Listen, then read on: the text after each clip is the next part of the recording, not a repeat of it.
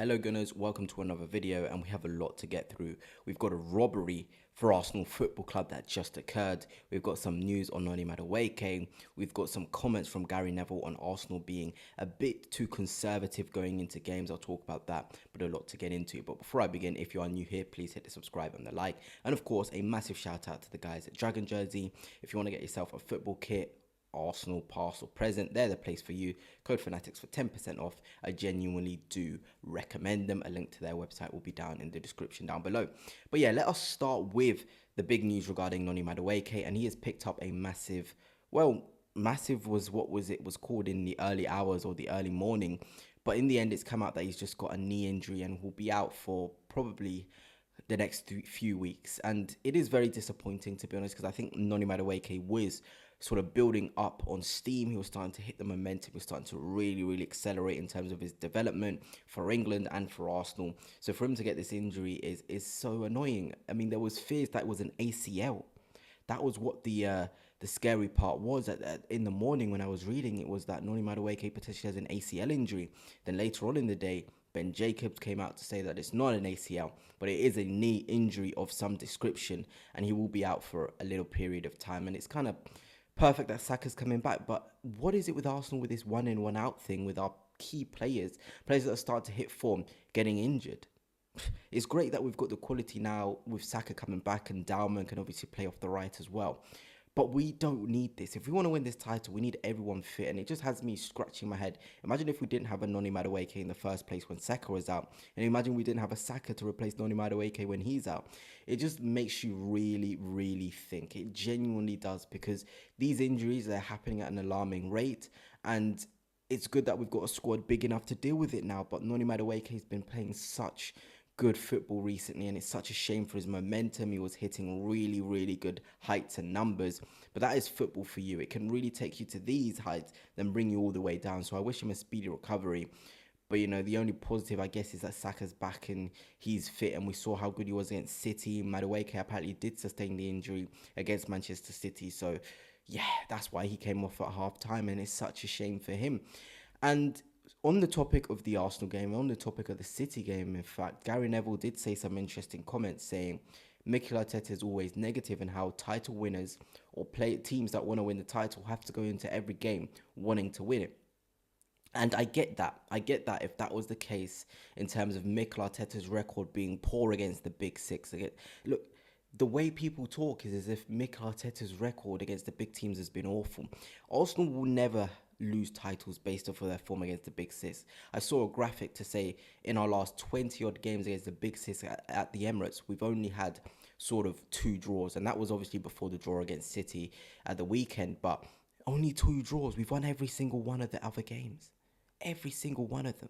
I think one of the 2 draws came against Tottenham, and the other came against Liverpool in the last 20 games against the big six at home. So yes, I get it. He should have probably started Eze. We all get that right. But we can't say like a manager can't get anything wrong. Then if he's perfect, what's the point of being a manager at that point? Every manager needs to make mistakes. There's certain things that Pep Guardiola has done. Look, he went to a Champions League final and didn't play a defensive midfielder against Chelsea with the defensive midfielders they've got and the midfield they've got. He turned up to a UCL final and did that. I'd rather Mikel Arteta makes these mistakes with this big squad now than when it gets crucial and in the running. Because you know what? That's probably the best thing that could have happened. Mourinho having that poor game forced Arteta into seeing the alternative, into going into a more sort of attacking way forward. And in any case, say Mourinho did perform, the narrative would have been changed. So we're basing things off of performance rather than role fit and genuine fit for a certain game state. No one expected City to come, sit, hit us on the break, long balls. No one expected that. This is a new City. I think Arsenal were faced with a new City that no one has ever seen before. And Arteta had planned for a City that would play around the back with Mourinho's press from the front. So I get it. He got it wrong in terms of the philosophy City were going to go into. And now where I would criticise him if he goes into another game, say we've got City again at the Etihad, and he persists with an Eze on the bench and a Marino again in the midfield with Rice and Zubamendi, then I'll be frustrated. You know what the funny thing is? I think that Marino, Rice and Zubamendi was the partnership we need to see against Newcastle United. So I think we're going to be left, well, we aren't. Well, most Arsenal fans are going to be left quite annoyed, I think, with Marino, Rice and Zubamendi against Newcastle United. And it's funny how football works. The midfield that you would have wanted for that sort of high intensity game probably is going to be starting 2 games in a row when we shouldn't have had them starting 2 games in a row. But in any case, you know, Gary Neville, I don't think has the managerial experience and sort of overcome hurdles in his managerial career to attack Arteta, to say he's too defensive and he doesn't go into games to win them, especially with the records and the statistics that back it up. I think the biggest problem is for Arteta is that he hasn't won anything. So whatever we say, whatever brains and statistics that back him up aren't going to be relevant until he gets the trophy home. And some may say that's fair. Others might say that's not fair. For me, it's not fair because the stats, regardless of winning trophies, are there for us all to see that he's gone into games against the Big Six and come out victorious 9 times out of 10 with a couple of draws and obviously, you know, unbeaten in 2 seasons, home and away against the Big Six. I mean, it's ridiculous that they're saying it. It's been Anfield and the Etihad, this tough run we've had, and everyone just wants to throw stones at him. For me, I'm willing to not throw stones, but criticize him if it persists, if it carries on, if in the long term you're looking at a game and you're like, Mikel Arteta, there's no need to prioritize the press. There genuinely isn't. You got to think, no Havertz, no Saka, no Odegaard, integral to the way we go forward. So look, context matters. Saliba's first game back too. But anyway, let us get on to the main talking part of this video, which was the robbery that Arsenal have just had. And I know a lot of you guys maybe aren't followers of women's football, to be honest, and if you aren't, fair enough, but I do follow them. I do watch a lot of their games. If they're live, I'll have a watch. But what we experienced at the Ballon d'Or was PR winning, because I'm sure you guys know about Chloe Kelly and Alessia Russo and the fact that Arsenal won the UEFA Women's Champions League, England won the Euros. Look, an Arsenal player had to win the Ballon d'Or today for me. It genuinely had to be the case. Whether it was Mariano Caldante, whether it was Chloe Kelly, whether it was Alessia Russo, an Arsenal player had to win the Ballon d'Or.